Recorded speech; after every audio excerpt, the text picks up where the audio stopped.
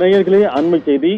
Chennai எண்ணூரில் ammonia வாயு கசிவு ஏற்பட்ட சம்பவத்தில் கோரமண்டல் ஆலை நிர்வாகம் 5,92,00,000 ரூபாய் இழப்பீடு செலுத்த பரிந்துரைக்கப்பட்டுள்ளது.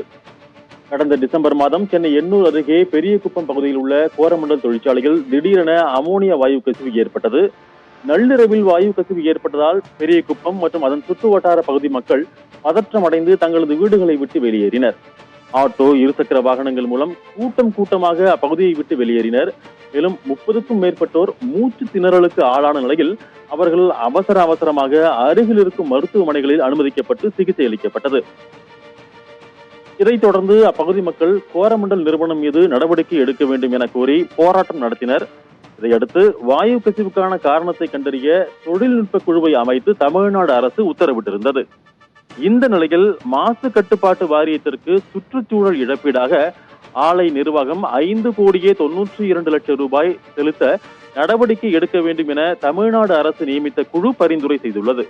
மேலும் அமோனியா வாயு குழாயில் இதுபோன்று வரும் காலங்களில் கசிவு ஏற்படும் போது அதன் செயல்பாட்டை நிறுத்த தானியங்கி கருவிகள் அமைக்கவும் குழு பரிந்துரை செய்துள்ளது.